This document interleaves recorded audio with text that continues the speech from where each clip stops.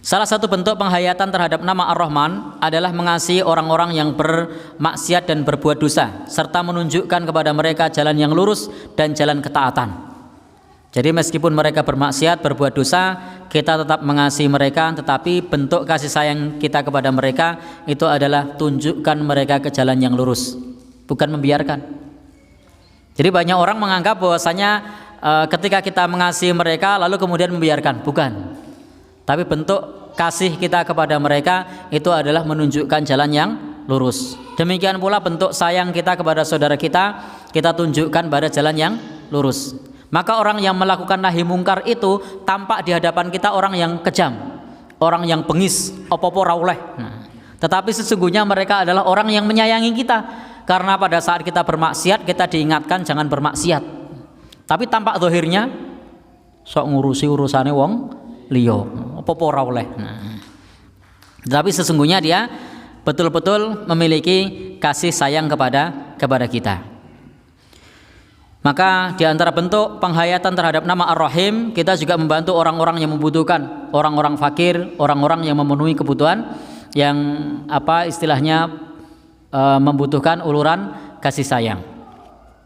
Maka ini adalah di antara cara penghayatan kita terhadap nama Ar-Rahman dan Ar-Rahim, Maha Kasih dan Maha Sayang. Maka hendaknya kita selalu mengasihi sesama, tapi ingat dengan kasih yang benar, bukan membiarkan berbuat maksiat. Kita menyayangi sesama dengan membantu mereka di dalam hal kebutuhan yang mereka perlu untuk dicukupi. Baik Bapak Ibu yang berbahagia yang dirahmati Allah Subhanahu wa taala, di bab ini terkait bab basmalah ini lumayan masih cukup panjang, waktu tinggal 4 menit ya enggak Bapak. Coba kita selesaikan pelan-pelan. Ada satu kisah diriwayatkan bahwa Abdullah bin Abu Aufa, semoga Allah Subhanahu wa taala meridhoinya, bertutur. Ini satu kisah di antara penghayatan terhadap Ar-Rahman dan Ar-Rahim. Disebutkan oleh Abdullah bin Abu Aufa, kami sedang bersama Nabi sallallahu alaihi wasallam saat seseorang datang membawa kabar bahwa ada seorang pemuda yang sedang sakarat. Jadi ada pemuda yang sedang sakarat. Pada saat dia ditalkin dengan ucapan la ilaha illallah, tetapi dia tidak mampu untuk mengucapkannya. Lidahnya berat dan tidak mampu mengucapkannya. Maka kemudian beliau bertanya, apakah dia mengerjakan sholat? Orang lain menjawab iya. Maka ada yang aneh, orang ini mengerjakan sholat tetapi mengapa sulit untuk mengucap la ilaha illallah. Maka Rasulullah SAW pun kemudian berdiri, para sahabat pun ikut berdiri mengikuti beliau, dan beliau menjenguk pemuda itu. Maka ketika seseorang mentalkinnya mengucapkan la ilaha illallah, maka pemuda itu masih saja tidak bisa dan dia mengatakan aku tidak bisa.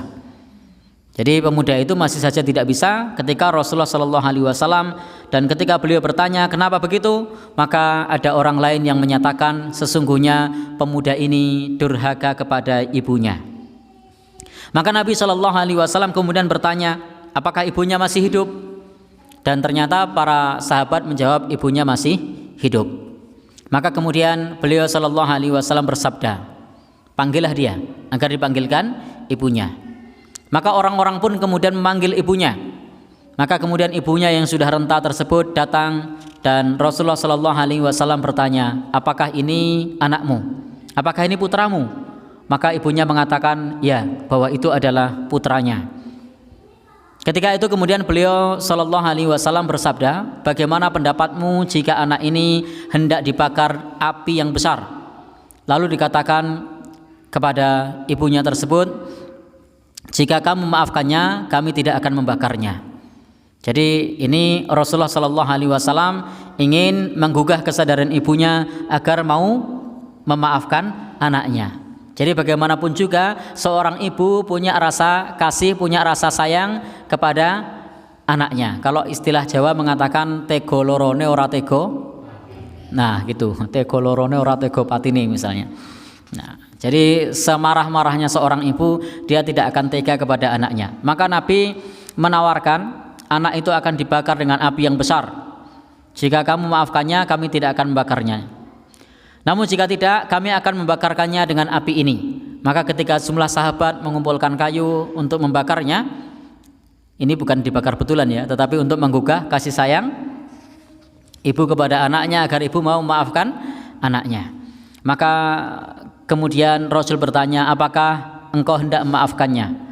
Maka wanita itu menjawab, wahai Rasulullah, jika begitu aku memaafkannya. Maka beliau bersabda, bersaksilah kepada Allah kemudian kepadaku bahwa kamu telah meridhoinya.